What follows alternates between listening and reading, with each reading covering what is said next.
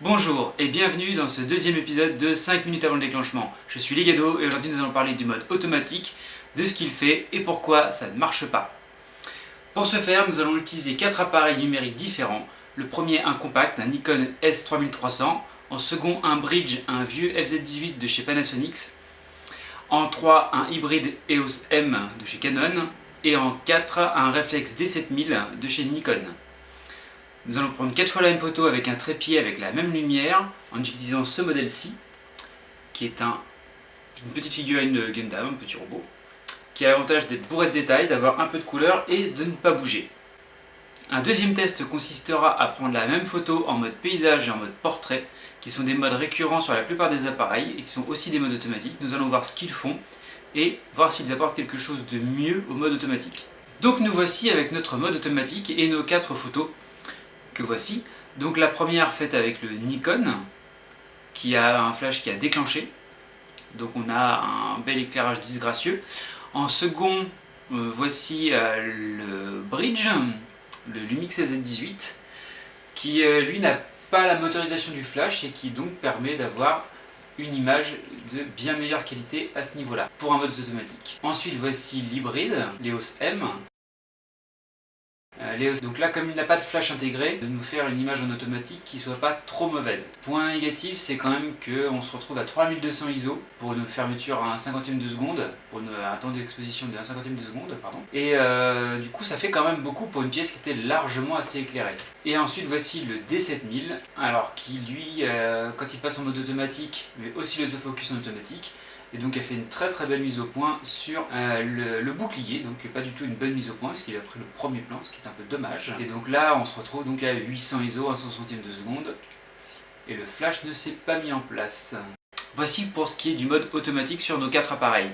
Il est effectivement très difficile de voir une différence de 10 fois le prix entre le premier qui est le compact et le dernier qui est le réflexe. Qui plus est, le réflexe équipé d'un objectif qui n'est pas l'objectif de kit mais qui est une focale fixe, améliorant encore, soi-disant, la qualité de l'image. Alors, si cela est vrai quand on maîtrise l'appareil, le mode automatique ne permet pas du tout d'exploiter comme il faut cet objectif. Du coup, le mode automatique nous montre bien à quel point il ne sert à rien de mettre cher dans un appareil si c'est pour pas savoir s'en servir. Nous voici maintenant avec le mode créatif, portrait et paysage. Tout d'abord, en portrait, voici successivement les 4 images prises avec nos 4 appareils. On voit ici que les images sont globalement les mêmes. D'ailleurs, si on regarde l'exif, il n'y a quasiment aucune différence, si ce n'est le flash qui reste toujours activé. Non, il n'y a aucune différence.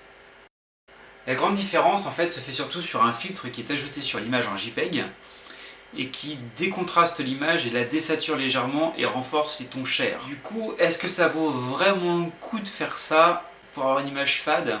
Clairement, l'image manque vraiment de peps dans la plupart des cas par rapport à l'image prise en mode automatique et il y a vraiment peu de chances pour que ça fasse des beaux portraits. Regardons maintenant le mode paysage qui fait strictement l'inverse au niveau du filtre ajouté sur le JPEG. Fait le strict inverse du mode portrait, c'est que là les contrastes sont renforcés, les couleurs sont saturées. Donc sur notre petit compact, le mode paysage lui nous offre un très beau 1/8 de seconde pour 400 ISO avec une fermeture qui n'est à peine plus fermée que le maximum, hein. On a 5.2 au lieu de 3.2.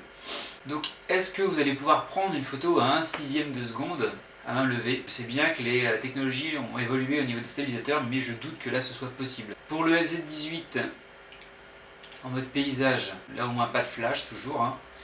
Une descente à 200 ISO et là 1/8 de seconde.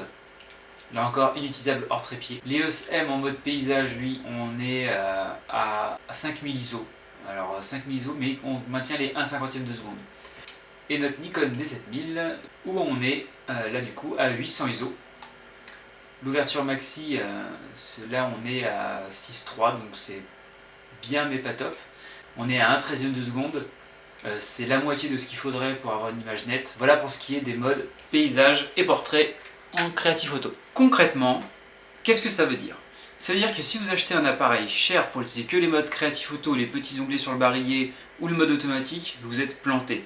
Ici, la différence entre les images n'est absolument pas justifiée. Vous allez avoir un appareil qui sera plus gros, qui aura des fichiers plus gros de sortie, et qui pourtant ne seront pas de meilleures images. Le vrai intérêt d'un réflexe et même d'un hybride, c'est d'arriver à être contrôlable. Là ici, un bridge qui doit avoir presque une dizaine d'années, arrive à faire mieux que le compact et surtout arrive à faire aussi bien que l'hybride.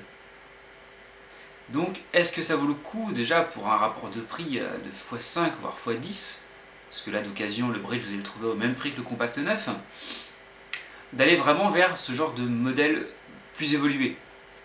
Je pense que si vous ne souhaitez pas faire plus de travail sur vos photos, mieux vaut rester dans des appareils simples qui vous serviront mieux et garder votre but. C'était Legado pour le deuxième épisode de 5 minutes avant le déclenchement. Vous pouvez me retrouver sur www.legadopix.fr et sur la chaîne YouTube Legadolof et suivre le prochain épisode qui sera logiquement sur la profondeur de champ.